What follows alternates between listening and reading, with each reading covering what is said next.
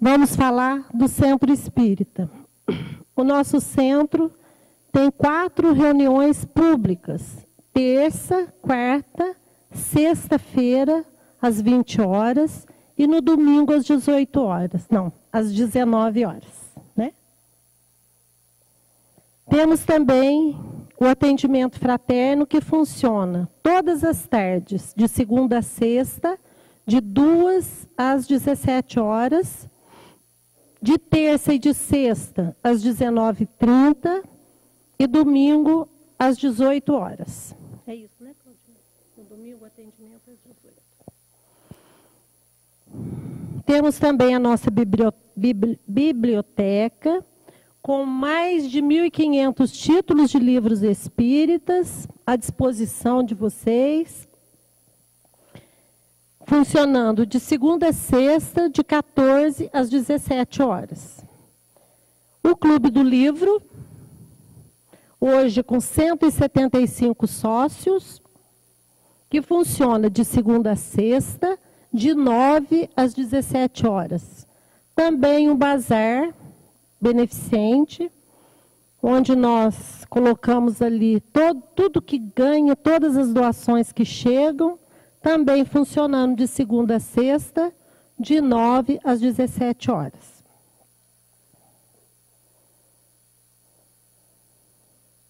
Temos os grupos de estudo, que são na segunda-feira, onde nós estudamos o estudo sistematizado da doutrina, o ESD, com 5 salas de estudos, o EAD, também uma sala na segunda, nesse horário, e na quarta-feira, às 16 horas. E a evangelização. Estamos hoje com 3 salas de evangelização, também na segunda-feira, às 20 horas. Temos a Mocidade, o grupo Presença Jovem, que funciona todos os sábados, a partir de 18h30, e o grupo de arte, Pensamento e Vida, que funciona todos os domingos, 15 horas. E depois, finalizando, as nossas reuniões mediúnicas, que funcionam na terça, às 21 horas, quarta-feira, às 13h e às 21h, na quinta, 19h30, e no domingo, por volta de 20h30, às 20h30 também. Então, está aí o nosso trabalho, que nós fazemos com muito carinho, e todos que participam, acredito que tenham esse mesmo carinho, e a gente fica feliz de estar aqui divulgando para vocês. Nós vamos pedir a Claudinha que inicie fazendo para nós a prece inicial, e depois o João vai estar fazendo a apresentação do nosso palestrante. Nós estamos muito felizes, porque o palestrante da noite frequenta a nossa casa, é dirigente de uma das reuniões da casa. Então, isso para nós é motivo de muita alegria, viu, Claudinei? Claudinha, agradecendo aí a presença de todos.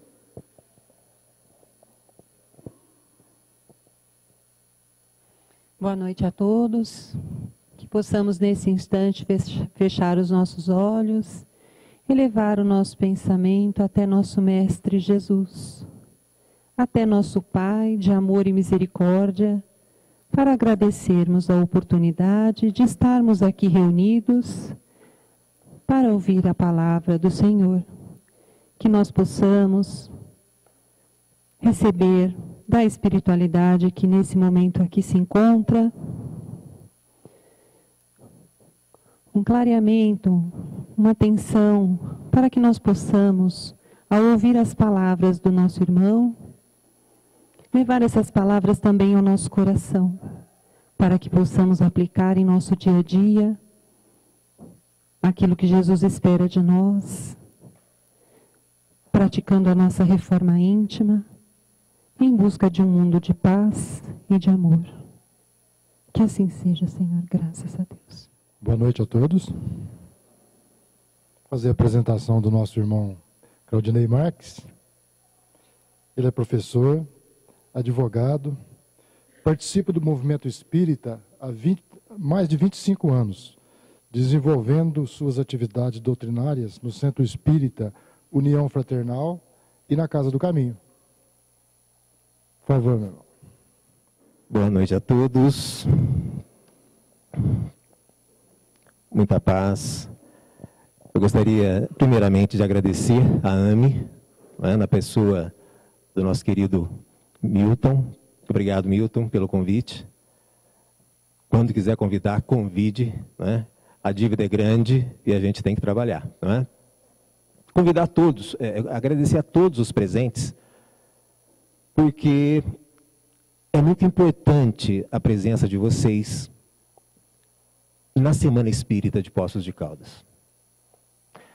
A presença de vocês aqui fortalece o movimento de unificação de Poços de Caldas. Agradecer aos ouvintes pela internet, da nossa querida rede Amigo Espírita. E vamos então dar início, refletindo sobre este tema central que foi proposto para todos os palestrantes da Semana Espírita, que é justamente Jesus e os excluídos. Jesus e os diferentes. Talvez, meus irmãos, não tenha tido tema mais oportuno para este momento como este. Jesus verdadeiramente estava com os excluídos. Jesus verdadeiramente estava com aqueles marginalizados. Sim, ele estava. A pergunta que talvez caiba neste momento é a seguinte: por quê? Por que Jesus estava com aquelas pessoas? Porque Jesus, de uma certa forma, preferia os excluídos, os marginalizados, os caídos, os piores. Nós já fizemos esta pergunta para nós mesmos? E esta, com certeza, é uma característica marcante da trajetória do Mestre Jesus no plano físico da Terra. Ele estava com os excluídos. Talvez, meus irmãos, talvez porque Jesus não se prendia ao agora das pessoas. Não se prendia ao presente de cada um. Mas ia para muito além do presente daquelas pessoas. Talvez esta seja uma das características mais fascinantes do Mestre Jesus. Ele não se prendia ao presente, mas olhava as pessoas na sua potencialidade futura. Quantas vezes nós aqui, cada um de nós, não desprezamos muitas vezes pessoas nas nossas vidas, porque observamos apenas o que aquelas pessoas tinham para oferecer no presente. E muitas vezes no presente, no agora, temos tão pouco a oferecer.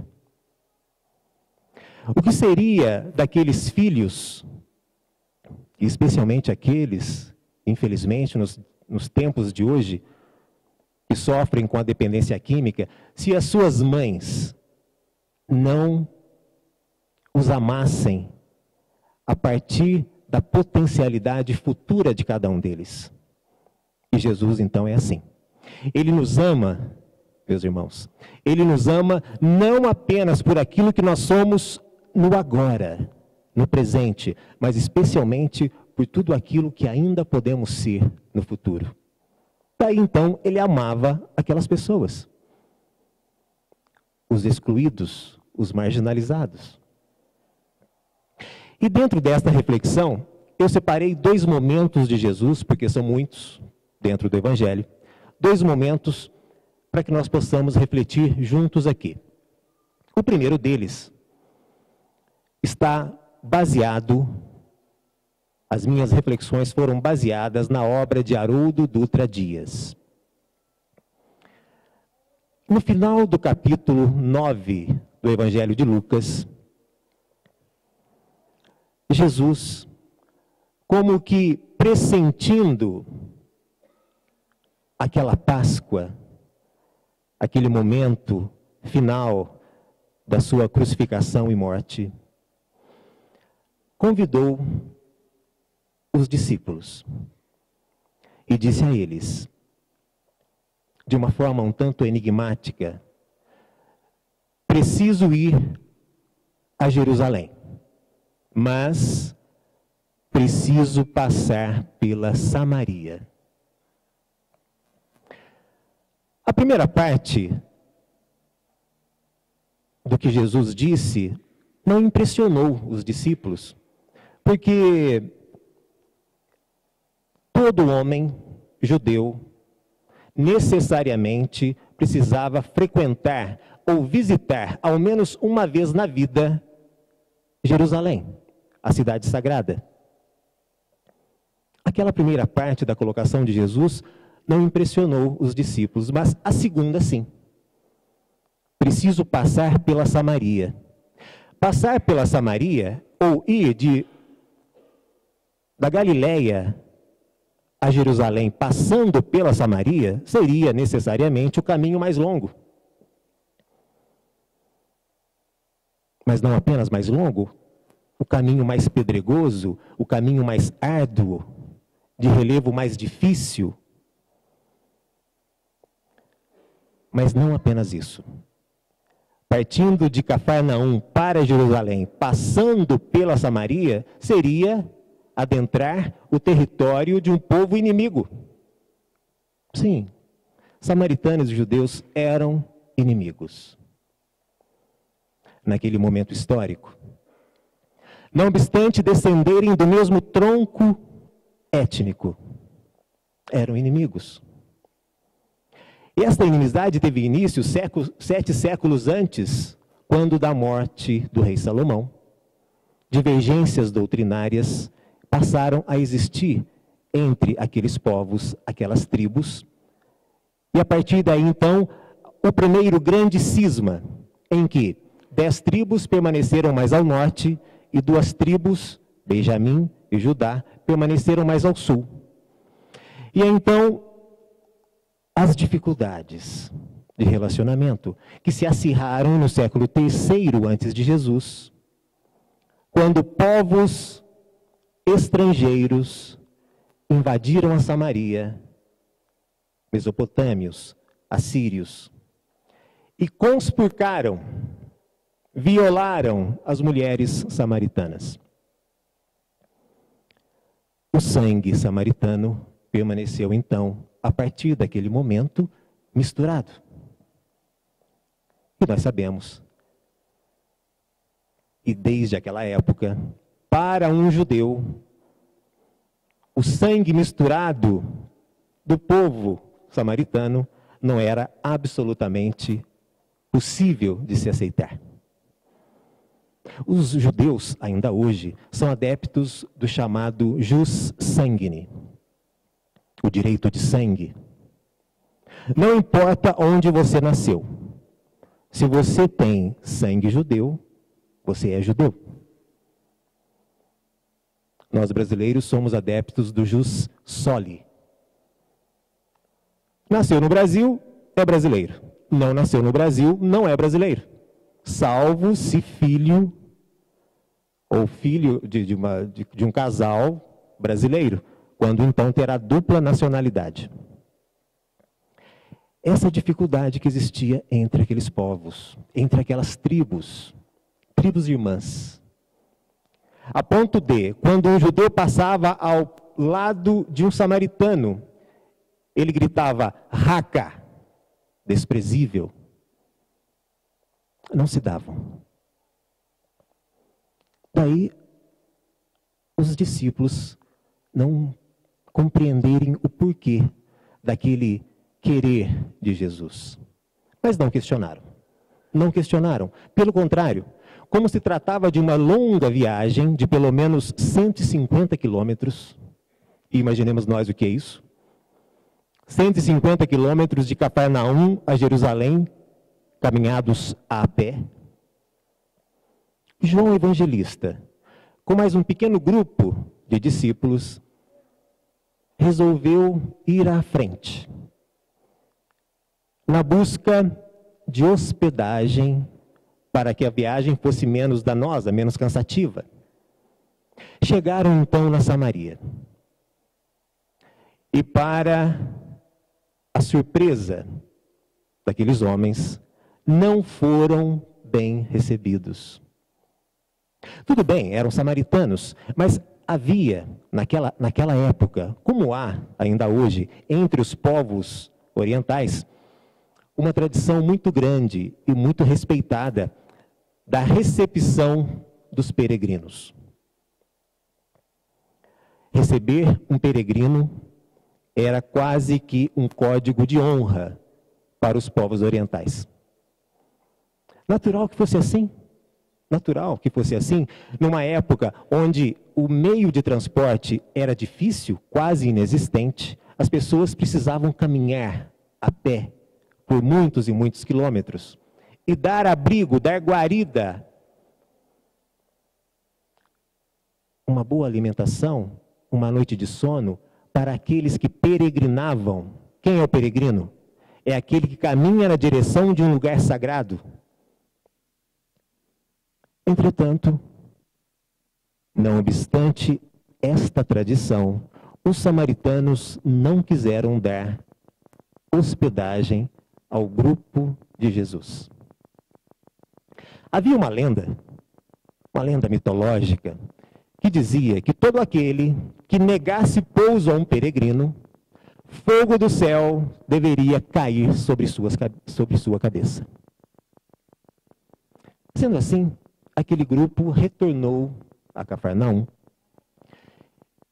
E João Evangelista, ninguém menos que João Evangelista, muito aborrecido, revoltado mesmo, diz a Jesus: Mestre, esta frase consta do texto, no final do capítulo 9 de Lucas. Mestre, você quer que nós peçamos a Deus e Ele mande fogo sobre a cabeça dos samaritanos? Interessante. Nós percebemos aqui a importância. Mas Jesus, meus irmãos, educador que era, diz então a João Evangelista e ao pequeno grupo apostolar: o Filho do Homem não veio para destruir vidas, mas para salvá-las. É claro que este salvar, não no sentido teológico do termo, não no sentido escatológico do termo, mas no sentido de orientar, de educar. E Jesus, então, não desistiu da viagem. Não obstante aquela dificuldade inicial, Jesus prossegue na sua viagem. E imaginemos nós, então, quantos dias de caminhada? Mais ou menos 150 quilômetros. 3 dias. 4 dias. Jesus e os seus discípulos caminharam 3, 4 dias. Dormiram ao relento, provavelmente. Provavelmente pouco se alimentaram, pouco se nutriram. Calçados desconfortáveis, provavelmente. Sandálias feitas de tiras de couro de animais. E assim chegaram em Jerusalém. Provavelmente cansados, exaustos, com fome, com sede. E às portas de Jerusalém, alguém veio trazer a ele um copo de água fria, um copo de água fresca? Não, ninguém. Ou uma refeição salutar para Jesus naquele momento, afinal de contas ele merecia Estava cansado da viagem? Também não. Quem se apresenta diante dele? Um doutor da lei. E aquele doutor da lei, não respeitando ou não sendo sensível à situação de Jesus e seus discípulos naquele momento, se dirige a ele e lhe pergunta: Mestre, qual o maior mandamento da lei de Deus? Jesus estava cansado, com fome, estava com sede, mas ele como que radiografou naquele momento, e ele podia, logicamente, fazer isso, toda a condição moral daquele homem. E responde assim: o que está escrito na lei? Como lês? Aqui então nós percebemos já a capacidade dialética do mestre, uma vez que ele é questionado, ao mesmo tempo contra-argumenta, e já coloca aquele doutor da lei numa situação um tanto delicada. Aquele doutor da lei que viera para testar Jesus, para avaliar Jesus, naquele momento estava sendo testado, estava sendo avaliado, e ele já se sente numa situação incômoda, mas era um doutor da lei. Ele não podia decepcionar. Provavelmente já existiam ali pessoas, estavam em um ambiente público, e ele precisava tirar uma nota 8, ao menos. Ele então responde assim, citando 2 versículos do Velho Testamento, da Torá hebraica. Deuteronômio, capítulo 6, versículo 4. Amarás o Senhor teu Deus de todo o teu coração, de toda a tua alma e com todas as tuas forças. E depois citou Levítico, capítulo 19, versículo 8. E ao teu próximo como a ti mesmo. Aquele homem demonstrava naquele momento profundo conhecimento. Profundo conhecimento. Era verdadeiramente um estudioso da Torá hebraica. Jesus então diz a ele: respondeste bem, faze isto e viverás. Aquele doutor da lei, incomodado com a situação desfavorável em que se encontrava, um grande dialético, igualmente, faz um questionamento a Jesus em seguida. Mas quem é o meu próximo? Quem é o meu próximo? Ele sabia, mas queria testar Jesus. Para nós aqui, meus irmãos, é muito simples avaliarmos quem é o nosso próximo. Aparentemente parece uma resposta simples, mas à época não era. Porque nós, seres humanos, somos assim. Quando nós não queremos fazer alguma coisa, nós racionalizamos. E quando racionalizamos, criamos correntes doutrinárias. E na época existia uma corrente doutrinária, existiam 2 correntes doutrinárias que avaliavam quem é o meu próximo. A corrente majoritária afirmava que próximo era apenas um outro judeu, um outro membro do povo judeu. Então, se a pessoa fosse romana, se a pessoa fosse grega, ela não era próximo de um judeu. E existia uma outra corrente minoritária que dizia que próximos eram todas as pessoas. Percebemos então o quanto ardilosa era aquela questão? Porque se Jesus respondesse, próximo são todas as pessoas.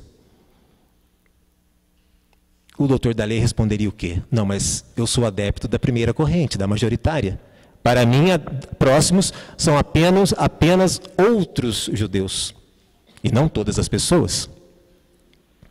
Se respondesse, não, próximo para mim são apenas outros judeus, o doutor da lei responderia, poxa, mas você então está sendo incoerente com aquilo que você prega, já que você prega o amor ao próximo de uma forma e de uma maneira universal. O que então Jesus respondeu àquele homem? Não respondeu nada. Jesus não respondeu nada naquele momento. Ele narra a parábola do bom samaritano. Mas então observemos. Jesus está dentro da cidade de Jerusalém, diante de um doutor da lei. Dizem os historiadores que nos finais de semana da Páscoa, a cidade de Jerusalém, que tinha mais ou menos entre 50 e 100 mil pessoas, tinha a sua população decuplicada. Pelo menos 800, 1 milhão de pessoas estavam ali para as festas da Páscoa. E Jesus ia contar uma parábola, onde o bom moço da parábola era um samaritano. Muitas vezes não paramos para refletir sobre isso. Que coragem é essa deste homem?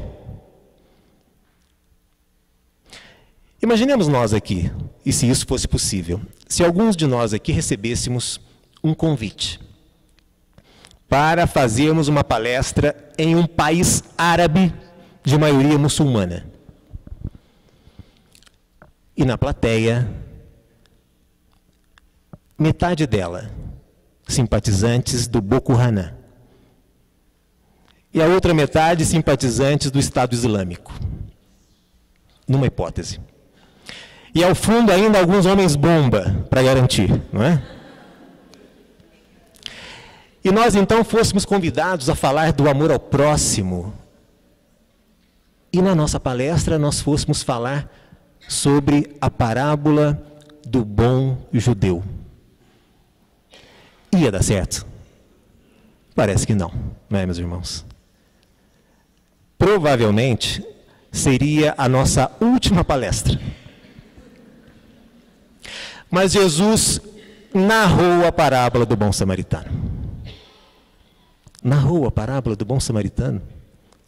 E com isso, meus irmãos, ele deu uma demonstração efetiva de coragem e de valentia e de destemor. Com esta parábola, que é um dos momentos mais culminantes do seu evangelho, ele vem nos dizer o quê? Que para Deus, não existe homens ou mulheres, negros ou brancos, homossexuais ou heterossexuais. Existem filhos queridos dentro de um processo evolutivo. Quando ele elege o samaritano como exemplo de comportamento cristão, ele quer sim derrubar todas as barreiras que muitas vezes impedem uma convivência harmoniosa entre as pessoas. Não nos esqueçamos de que dias antes foram os próprios samaritanos que negaram hospedagem a ele. Neste momento aqui, um exemplo máximo de perdão, de compreensão.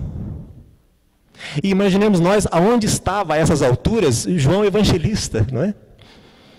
Se ele estivesse próximo, muito provavelmente ele se afastou mais para o fundo, né? mais distante, porque ele era aquele que dias antes havia dito que, Senhor, quer que peçamos ao Pai e ele lance fogo sobre os samaritanos? Quantas lições Jesus nos apresenta neste momento tão singular da sua trajetória, e que muitas vezes nós passamos pelo texto evangélico e não percebemos toda a profundidade destes ensinamentos. E que Haroldo Dutra Dias, na sua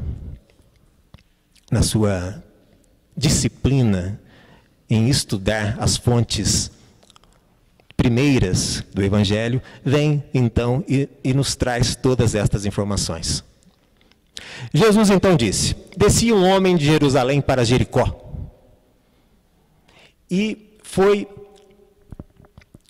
pego e assaltaram-no, foi agredido e caiu ali à margem da estrada, desacordado, seminu e totalmente machucado. Um sacerdote que descia também de Jerusalém para Jericó observa aquele homem caído. O homem estava seminu. O homem estava desacordado e desfigurado. O sacerdote não tinha condições absolutamente de saber se aquele homem era um judeu ou não. Provavelmente, o sacerdote era adepto da primeira corrente, da corrente majoritária. Havia uma tradição na época que dizia que um sacerdote não poderia tocar em um cadáver, sob pena de se tornar impuro para os rituais da sua religião. Ele então preferiu passar de largo. O levita fez o mesmo, seguiu o exemplo do seu líder religioso. E por fim, um samaritano, que passava por ali. O texto não diz se ele subia ou se ele descia de Jerusalém. Provavelmente não ia para Jerusalém, era um samaritano. Passava por ali. E do alto da sua animalha, do seu cavalo, ele olha aquele homem e se apieda dele. Tem por aquele homem um sentimento de profunda misericórdia. Desce do seu cavalo e ali passa a dar um exemplo profundo do verdadeiro amor ao próximo. Ele vai até o homem, unta as suas feridas, pensa as suas chagas com azeite, com vinho, cuida daquele homem. Divaldo Franco diz que o cuidar, aquele que sabe, que aprendeu a cuidar, talvez tenha aprendido o maior dos segredos da evolução espiritual. Aquele homem cuida do outro. Coloca-o no seu cavalo e, como um escravo, leva-o, conduz-no até uma estalagem. Faz tudo por aquele homem. Ama aquele homem com todo o seu coração, com todas as suas forças, com toda a sua alma. E ao final desta parábola, Jesus ainda faz uma outra pergunta ao doutor da lei. Agora, imaginemos nós, neste momento, o semblante daquele doutor da lei. A quantas ia, não é? Ele devia estar pálido, completamente pálido. Mas Jesus ainda tinha mais uma pergunta a fazer a ele. Quem se tornou o próximo daquele homem caído?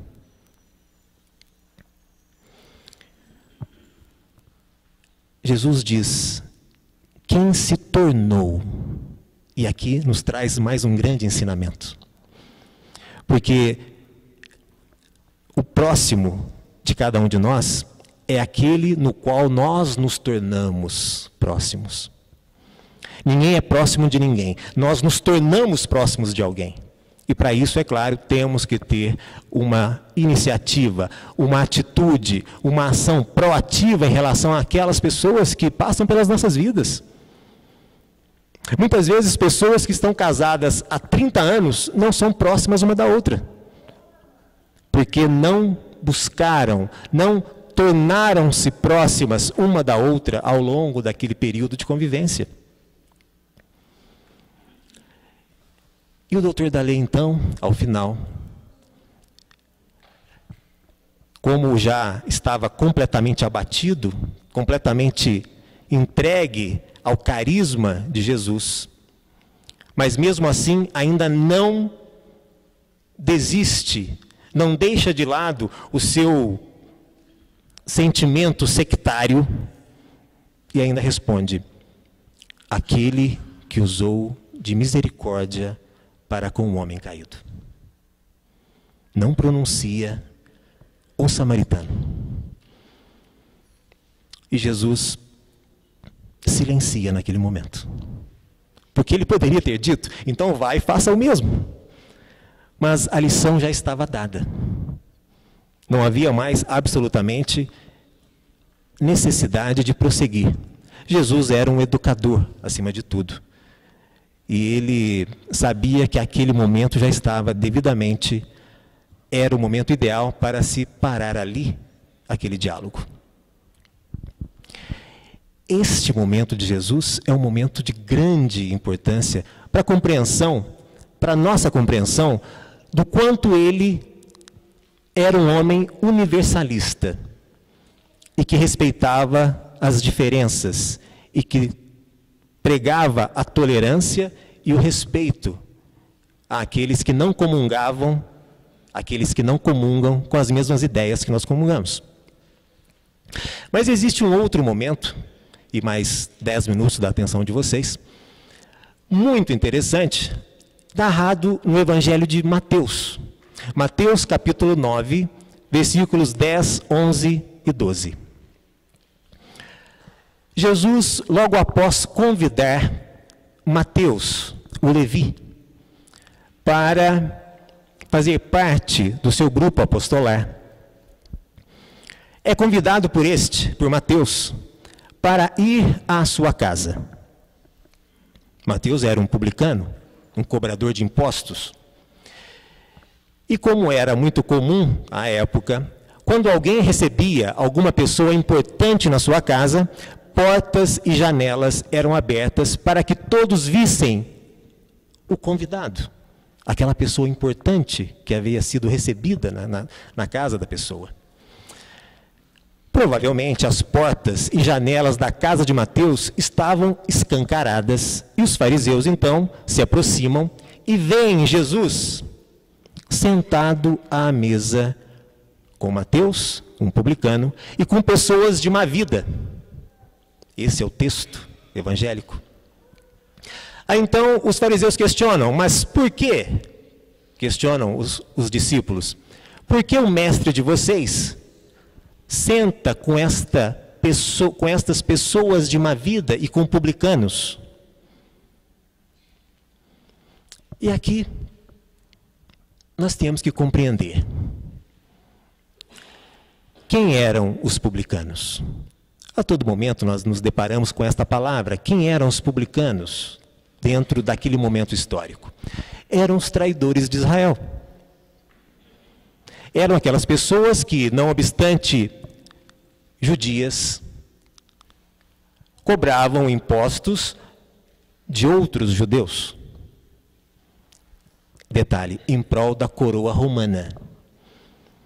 Ou seja, aquelas pessoas, os publicanos, eram execrados pela população, porque, não obstante cobrar impostos, direcionavam esses impostos para a coroa romana.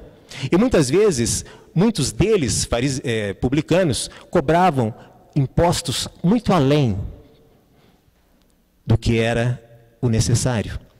E se enriqueciam ilegalmente com aquela prática. Por isso eram execrados pela população. A pergunta, então, dos fariseus, naquele momento: por que o mestre de vocês senta com homens desta natureza, com esta gente? Aquela pergunta fazia sentido. Na visão dos fariseus, fazia sim sentido. Porque os fariseus eram aqueles que funcionavam como censores dentro da sociedade judaica. Eram aqueles homens que permaneciam ou que pertenciam a um grupo mais ortodoxo dentro da cultura hebraica e que tinham esta função de observar todos aqueles que se auto-intitulavam o Messias, o enviado. Muitos Messias surgiram naquele momento. E eles observavam, questionavam: quem é esse que se diz o Messias? E para os discípulos do Mestre Jesus não foi diferente. Quem é este que senta à mesa com pessoas de uma vida e com publicanos? Se faz sentido a pergunta para os fariseus, para nós espíritas, sabemos que ela não faz qualquer sentido. Considerando que Jesus é o mestre dos mestres, o governador espiritual do nosso planeta, seria natural, é claro, que ele sentasse sim, que ele se assentasse sim à mesa com pessoas de uma vida, com publicanos, que ele estivesse sim com mulheres, com prostitutas, com a escória da sociedade. Talvez a pergunta que tenha que ser feita neste momento é outra. Por que aquelas pessoas sentavam-se à mesa com Jesus? Por que será? Por que aqueles homens sentavam-se à mesa com Jesus? Porque percebiam nele, meus irmãos, uma autoridade. Uma autoridade moral que os fariseus não possuíam. Porque aqueles homens, os fariseus, possuíam sim autoridade, mas uma autoridade intelectual. E talvez por muito estudarem a Torá hebraica, eles, com o passar do tempo, foram se encastelando, foram se distanciando do povo, se tornando pessoas vaidosas intelectualmente, se distinguiam do povo. Ao contrário de Jesus, que estava com o povo. Os fariseus sabiam muito, conheciam profundamente as tradições do seu povo. Jesus sabia muito. Jesus sabia tudo. Mas não estava por detrás das cátedras ou das tribunas. Estava com o povo e falava diretamente para o povo. Esta é a grande diferença. E aí, então Jesus, observando aquele questionamento, responde, pergunta: eu não vim para os sãos, mas para os doentes. Este é o momento final que vem nos falar então, e mais uma vez, deste Jesus que não se prendia ao presente, ao agora das pessoas. Ele buscava para muito além do presente a potência, a condição maior de cada um daqueles que passavam pelo seu caminho. Talvez este seja o momento mais, o ensinamento, dentre tantos, um dos mais marcantes que Jesus traz para cada um de nós. Que igualmente cada um de nós possamos olhar o nosso próximo, aqueles que convivem conosco, ou aqueles que passam pelas nossas vidas, não apenas por aquilo que são no agora. Porque é muito doído, meus irmãos, muito doído às vezes, sermos analisados apenas por aquilo que somos no momento presente. Mas que possamos colocar estas boas expectativas sobre estes irmãos que passam por nós. Então Jesus nos ama, não por aquilo que somos, ou não apenas por aquilo que somos, mas especialmente por tudo aquilo que ainda poderemos ser no futuro. Daí a sua compreensão profunda sobre as nossas mazelas, nós que ainda estamos doentes, mas ainda assim, profundamente compreendido por este Espírito Sol, que é o nosso querido Mestre Jesus. Muita paz a todos, que Jesus nos abençoe e que nós possamos caminhar juntos aí na doutrina, dentro deste movimento que com certeza nos revela um momento especialíssimo dentro do processo evolutivo de cada um de nós. Meus irmãos, muita paz e que Jesus nos abençoe.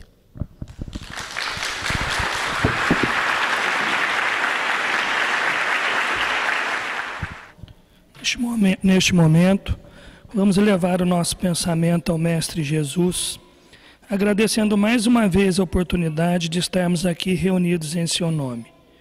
Que possamos, ao retornar para nossas casas, levarmos um pouco desta grande mensagem que foi passada para nós hoje.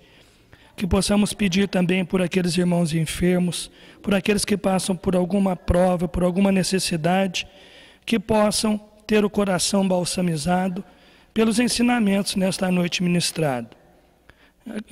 Peçamos também pelos nossos espíritos protetores, para que continuem nos dando oportunidade de ouvirmos, de sentirmos e principalmente sermos intuídos em nossos méritos de continuar estudando a doutrina espírita.